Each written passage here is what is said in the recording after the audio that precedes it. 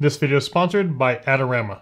What's going on, guys? Aldrin Estacio here with FlytPath.com. Now, my most recent family trip, I went over to St. George, Utah for my daughter's dance competition, and I was actually able to bring the drone out there and fly at a couple different places. And I initially went out just for a basic flight over one of the main island rocks right in the middle of the reservoir. And because of the distance away from the rocks, I ended up just kind of doing a little impromptu range test. So of course I documented my flight. In this video, I just want to show you guys what I was able to do, what happened with my drone. Was I able to get, any distance out of this thing? Was there any errors or any issues? And I'll be able to walk you guys through that entire flight. It's a pretty windy day. We're here at Sand Hollow Reservoir in St. George, Utah. It is 100 degrees today, super windy. This is like the only water beachy type of area in this location. Taking the kids out to get and cool off a little bit, so it should be pretty fun. I actually did sign the drone waiver when I checked in. Cost 20 bucks for out-of-towners to enjoy the reservoir and enjoy the beach. And then if you want to fly a drone, you have to pay an extra 15 bucks for the waiver. So I paid that at the front, which allows me to then fly my drone here at the reservoir without any issues. I didn't know how far we were, but there is a little island over there. You can see it right there. And it's right next to like this jumping rock where a lot of like people jump off the rocks, I guess. I saw a bunch of pictures of it. However, we're here on the beach side, which is a little further away. I'm gonna fly over and get some photos of that rock formation there in the middle. But before we jump into that range test, a quick word from today's sponsor, Adorama. And so if you're familiar with Adorama, Adorama is one of the largest, most reputable online retail stores that specializes in everything from camera gear, lenses, lighting equipment, musical instruments, and these right here, drones like the Dji Mini 3 Pro. Adorama is going to be having some extra savings on July 12th and 13th, and also if you're looking for some new back-to-school gear, they just posted a bunch of new things on their site, so make sure you guys check that out if you're looking for some deals for back to school. And speaking of gear, the Dji Mini 3 is now in stock. One of the few places that actually does have it in stock. So if you're looking at the basic combo with the RC N1 remote control or the combo with the RC Pro right here, they actually currently do have them in stock and ready to ship. So if you're looking for new gear for back to school, for your studio, or a drone just like this, because they do have them in stock, I'll leave the links to Adorama down below in the video description. And now let's get back to the range test on the Mini 3 Pro. All right, so let's jump right into it, hit play, and kind of walk you guys through what is happening on my flight. All right, so first and foremost, like I said, we're just going ahead and take off. And I'm leaving almost everything in auto when I go out there and fly. And it's really just about me getting out to a location. So I'm just kind of getting the drone up in the air, seeing how it's doing, monitoring if there's any issue with the wind. And like I said, getting some photos and some videos of this particular area. Nice backdrop. I got some of the boats in the foreground.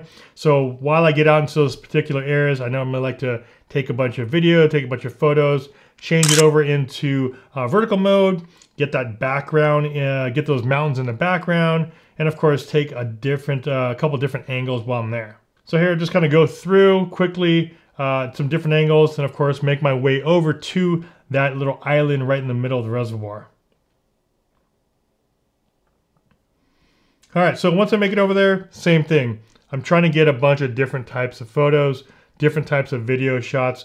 So right now, trying to get different ones here with vertical, moving in, getting a little tighter there, get some vertical shots here. And I think like things like this, areas like this really work well with some of these video vertical types of shots, especially when you have so much depth in the video. All right, so like I normally do, I will always get some sort of orbit, some sort of circle around that subject. So of course, like I said, I'm already out there 5,200 feet, almost a mile away. I didn't even notice that I was that far away at first until I started doing the orbit. And of course, I completed the orbit around here. And as you can see, that orbit alone is taking me out to 6,600, taking a bunch of different angles, some top-down shots. And this is what I always recommend. Once you're out there, get as many angles, get as many photos or types of photos and angles as you can.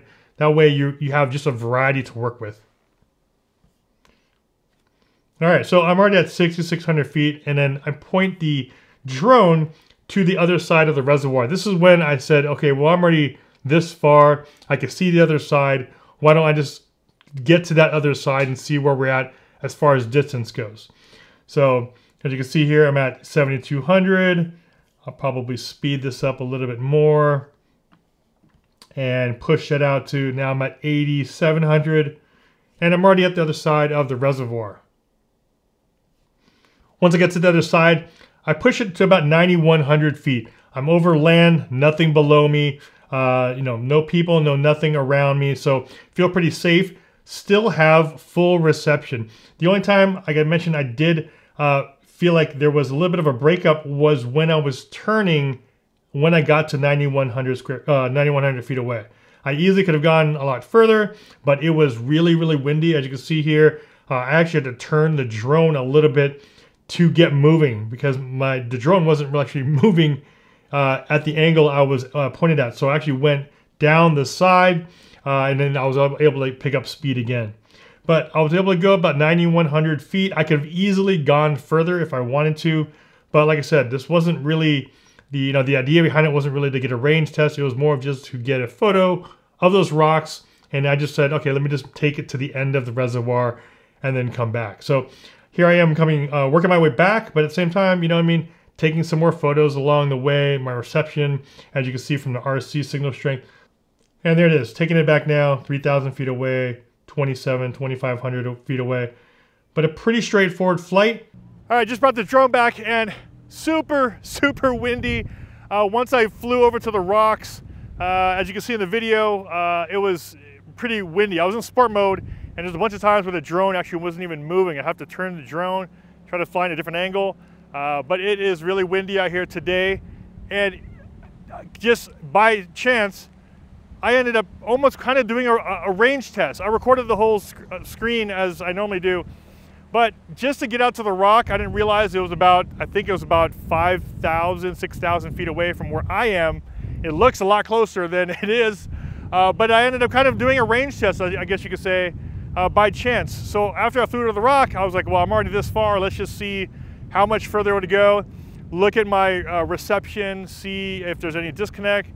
And here I was able to fly pretty much to the other side of the reservoir, which ended up being about 9,500 or 9,000. I have to look at my screen recording again, but I think it was about 9,000, 9,500 feet away. And the only time I saw that the bars dropped on my RC when was when I was turning certain directions, but I didn't actually get a warning, which was pretty cool.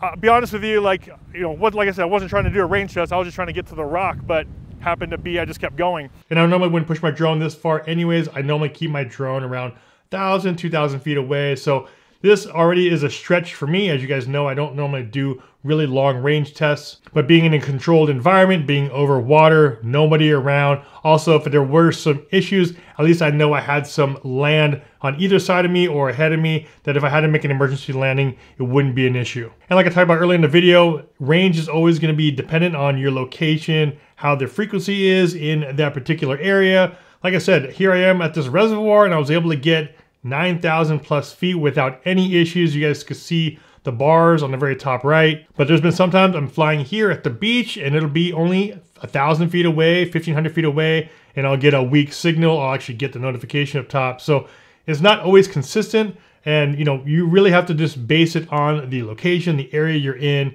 and you always want to monitor that signal strength in the top right-hand corner. Once again, thanks to Adorama for sponsoring this video. Of course, if you guys got some value from it, a big like would be much appreciated. Also, don't forget to subscribe, hit that bell to be notified when I post new videos. This is Ultra Nostalgia with FlytPath.com. I'll see you in the next one. Take care.